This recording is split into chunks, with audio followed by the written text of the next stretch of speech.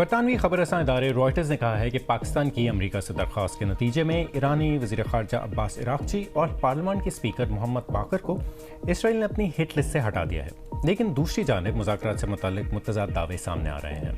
صدر Donald Trump کہتے ہیں کہ بات چیت جاری ہے، جبکہ ایران اس سے صاف انکار کر رہا ہے۔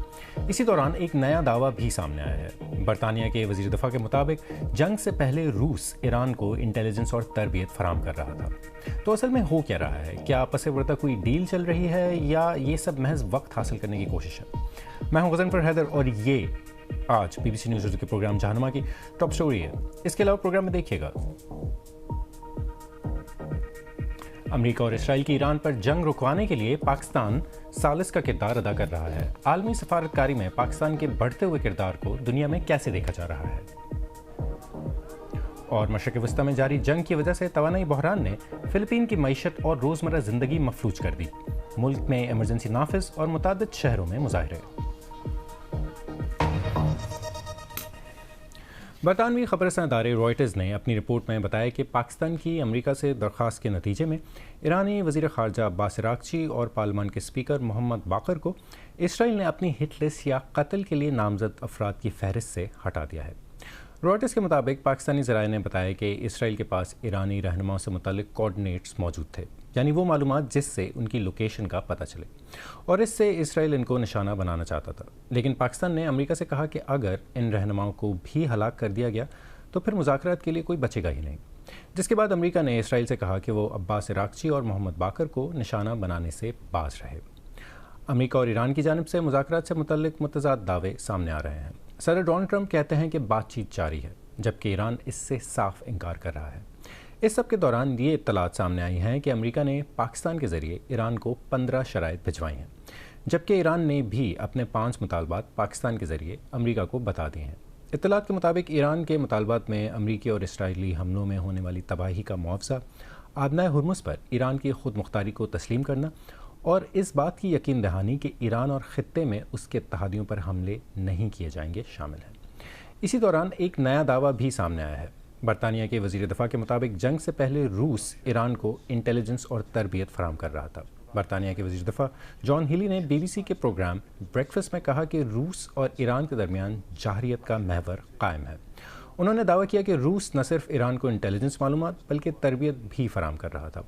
جان ہیلی کا کہنا تھا کہ ایران کے پیچھے روسی صدر پیوٹن کا ہاتھ ہے۔ امریکہ اور ایران کے درمیان مذاکرات کے بارے میں متضاد اطلاعات اور دعوے سامنے آ رہے ہیں۔ صدر ٹرمپ کہہ رہے ہیں کہ ایران ڈیل کے لیے بےتاب ہے، جبکہ ایران کہتا ہے کہ ایسا کرنا شکست تسلیم کرنے کے برابر ہوگا۔ تفصیل دیکھیے سمیت ککرو کی اس رپورٹ میں۔ ڈونلڈ ٹرمپ کا اصرار ہے کہ مشرق وسطیٰ میں تنازع ختم کرنے کے لیے ایران کے ساتھ مذاکرات ہو رہے ہیں۔ گزشتہ رات واشنگٹن ڈی سی میں ایک تقریب میں انہوں نے کہا کہ ایرانی قیادت اس کا اعتراف کرنے سے بہت زیادہ ڈری ہوئی ہے۔ اور ویسے وہ مذاکرات کر رہے ہیں اور وہ ڈیل کرنے کے لیے بےتاب ہیں، لیکن وہ یہ کہنے سے ڈرتے ہیں کیونکہ انہیں لگتا ہے کہ ان کے اپنے ہی لوگ انہیں مار دیں گے۔ انہیں یہ بھی ڈر ہے کہ وہ ہمارے ہاتھوں مارے جائیں گے۔ ایران نے اس کی سختی سے تردید کی ہے۔ ان کی مزاحمت نے ان کے دشمنوں کو حیران کر دیا ہے، اور ایرانی حکومت کا اصرار ہے کہ مذاکرات کی کوئی بھی بات شکست تسلیم کرنے کے برابر ہے۔ ایران کا کہنا ہے کہ جنگ اس کی شرائط پر ختم ہوگی، ڈونلڈ ٹرمپ کی نہیں۔ میں وثوق سے کہتا ہوں کہ امریکہ کے ساتھ کوئی مذاکرات یا بات چیت نہیں ہوئی ہے، تاہم حالیہ دنوں میں امریکیوں نے مختلف ذرائع سے پیغامات بھیجنا شروع کیے ہیں۔ تیل اویو ایرانی حملوں کی زد میں آیا ہے، پھر بھی اسرائیل کی حکومت اس وقت تک جنگ روکنے کا کوئی ارادہ نہیں رکھتی۔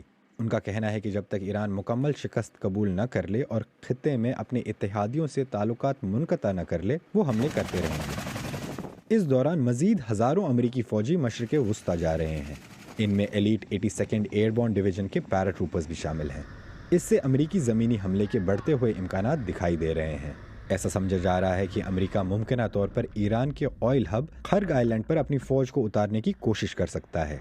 تیل اور گیس کی سپلائی کا اہم رستہ آبنائے ہرمز چند جہازوں کے علاوہ سب کے لیے بند ہے۔ اس کی وجہ سے ایندھن کی قیمتوں میں اضافہ ہوا ہے، یہاں تک کہ امریکی پوسٹل سروس نے پارسل کی ترسیل پر 8% سرچارج لگانا شروع کر دیا ہے۔ تنازع ختم کرنے کے لیے ایران کی شرائط میں سے ایک اس اہم آبی گزرگاہ پر اپنی خود مختاری تسلیم کروانا ہے۔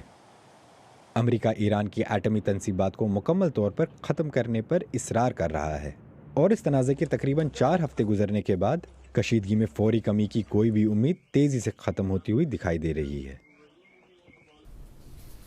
اور اس بارے میں مزید بات کرنے کے لیے اس وقت اسلام آباد سے ہمیں جوائن کیا ہے مشرق وسطیٰ کے امور کے ماہر پروفیسر قندیل عباس نے۔ سب سے پہلے تو یہ بتائیں کہ امریکہ کہہ رہا ہے کہ ایران کے ساتھ مذاکرات ہو رہے ہیں، لیکن ایران کہہ رہا ہے کہ وہ مذاکرات کے لیے تیار نہیں ہے، تو ایران میں اتنا اعتماد جو ہے وہ کہاں سے آیا ہے؟ دیکھیے، ایران کے ساتھ اس سے پہلے مذاکرات کے نام پر 3 دفعہ ڈسیپشن ہو چکی ہے، یعنی دھوکہ دیا جا چکا ہے۔ ایک تو 2015 میں JCPOA ہوا تھا، اس میں سیکیورٹی کونسل کی ایک ریزولوشن تھی، اس میں گارنٹی دی گئی تھی، اور اس کے ساتھ ساتھ 3 یورپی ممالک نے بھی اس میں گارنٹر بن کے ایگریمنٹ میں شامل ہوئے تھے۔ تو ایران کو ہر 3 دفعہ، یعنی اس دفعہ بھی دھوکہ ملا کیونکہ امریکہ یونیلیٹرل ودرال کر گیا۔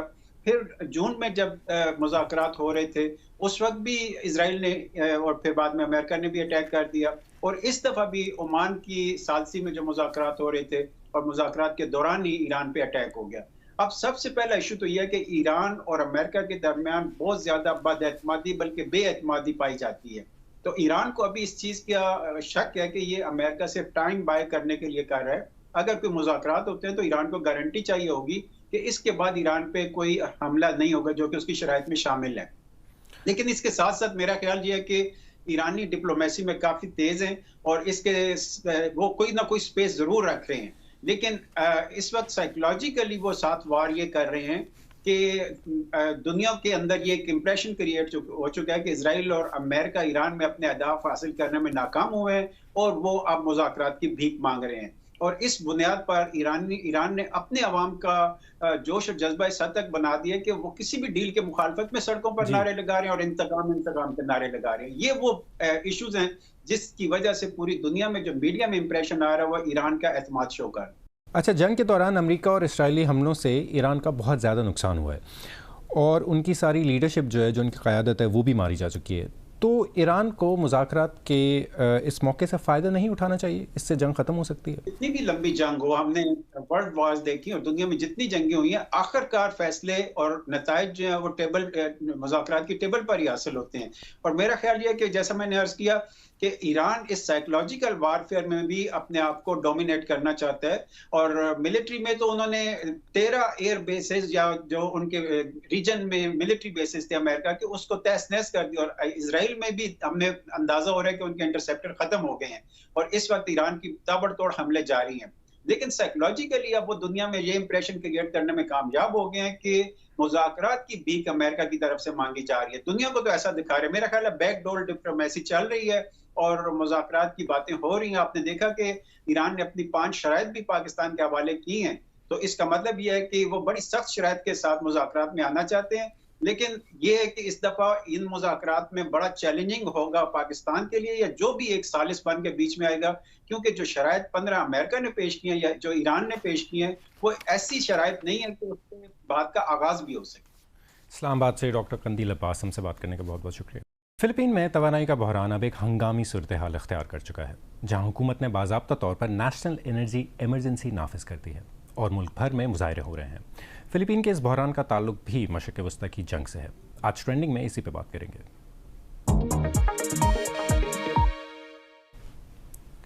تو آخر فلپین کو اس غیر معمولی قدم کی ضرورت کیوں پیش آئی؟ فلپین کے صدر فرنینڈ مارکوس نے نیشنل انرجی ایمرجنسی کا اعلان کیا ہے، جو 1 سال تک نافذ رہے گی۔ اس اقدام کا مقصد عالمی بحران کے باعث توانائی کی سپلائی کو لاحق خطرات سے نمٹنا ہے۔ اس ایمرجنسی کے تحت حکومت کو غیر معمولی اختیارات حاصل ہو گئے ہیں، جن میں تیزی سے ایندھن کی خریداری، پیش کی ادائیگیاں اور سپلائی چین کو براہ راست کنٹرول کرنا شامل ہے۔ حکام کے مطابق ملک کے پاس اس وقت صرف تقریباً 45 دن کا ایندھن کا ذخیرہ بچا ہے، جبکہ مزید 10 لاکھ بیرل تیل خریدنے کی کوشش بھی کی جا رہی ہے۔ ماہرین کا کہنا ہے کہ فلپین کی معیشت چونکہ بڑی حد تک درآمدی ایندھن پر انحصار کرتی ہے، اس لیے مشرق وسطیٰ میں جاری جنگ کے اثرات یہاں زیادہ شدید محسوس کیے جا رہے ہیں۔ اگر عالمی سپلائی میں خلل برقرار رہا تو یہ بحران صرف بجلی تک محدود نہیں رہے گا، بلکہ مہنگائی اور روزگار پر بھی اثر انداز ہو سکتا ہے۔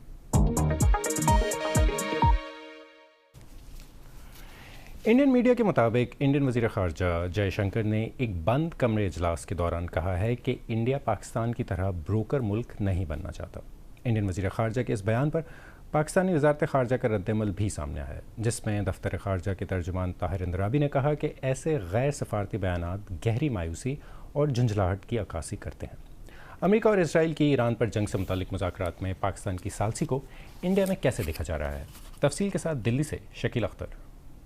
इस जंग को खत्म कराने के लिए अमेरिका और ईरान के दरमियान पाकिस्तान के सालिसी के किरदार को यहाँ इंडिया में एक सिफारती धचके के तौर पर देखा जा रहा है। बुध को अपोजिशन जमातों के अरकान पार्लियामान की मीटिंग में कई अरकान ने वज़ीर ख़ारजा एस जयशंकर से कहा कि इंडिया ने अपनी पॉलिसियों के सबब ईरान जैसे दोस्त मुल्क के साथ अपना असर रसूख खो दिया है।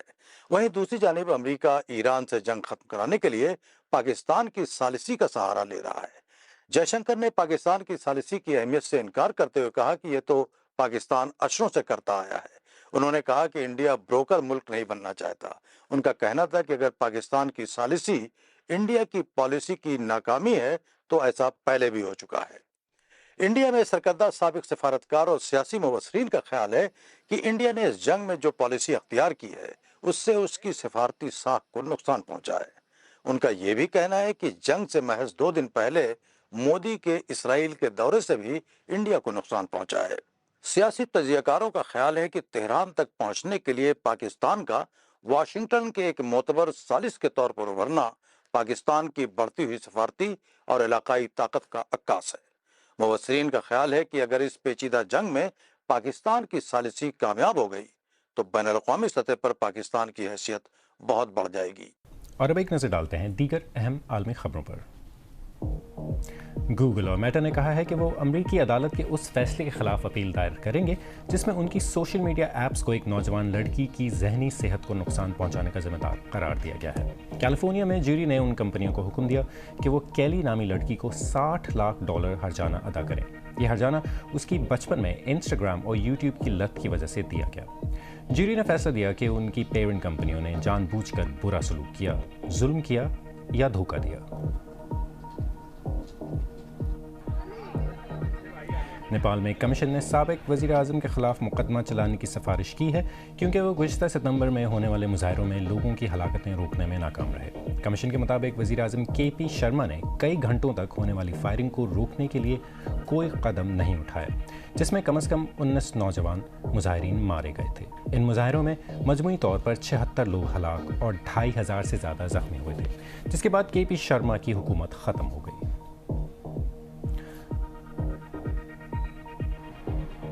शुमाली कोरिया और बेलारूस ने बेलारूस के सदर के प्योंगयांग दौरे में दोस्ती और तावन के एक मुआहदे पर दस्तखत किए हैं। शुमाली कोरिया के रहनुमा किम जोंग उन ने सदर अलेक्जेंडर लुकाशेंको का शानदार तकरीब में इस्तकबाल किया। ये उनका शुमाली कोरिया का पहला दौरा था।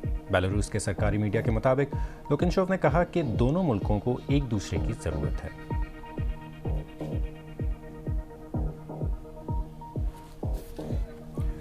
बांग्लादेश में एक बस दरिया में गिर जाने से कम 24 अफराद हलाक हो गए हैं और कई लोग अभी तक लापता हैं। ये बस बुध के रोज़ एक फेरी पर चढ़ रही थी कि अचानक पद्मा दरिया में जा गिरी। हुक्काम के मुताबिक कुछ मुसाफिर तैर कर महफूज जगह पहुंच गए, लेकिन दूसरे बस में फंसे रहे। अब तक 20 से ज़्यादा लाशें निकाली जा चुकी हैं, जिनमें 5 बच्चे भी शामिल हैं।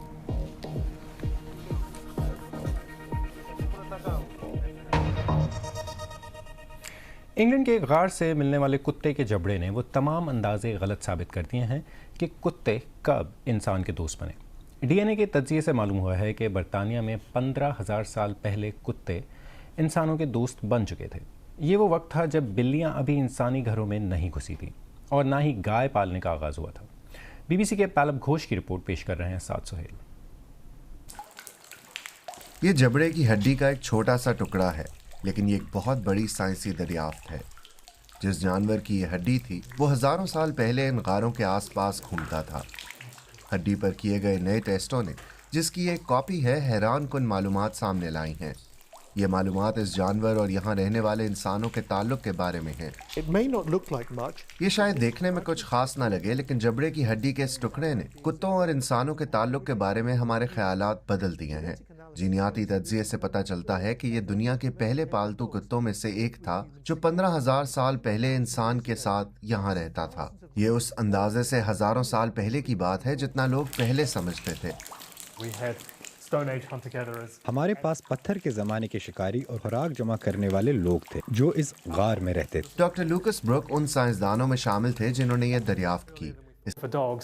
یہ نہ صرف ہماری سوچ سے پہلے کا ثبوت ہے بلکہ یہ مویشیوں، سوروں اور بھیڑیوں جیسے جانوروں کو پالنے کے آغاز سے بھی 6000 سال پہلے کی بات ہے۔ بلیاں صرف 2000 سال پہلے ہمارے گھروں میں آئیں۔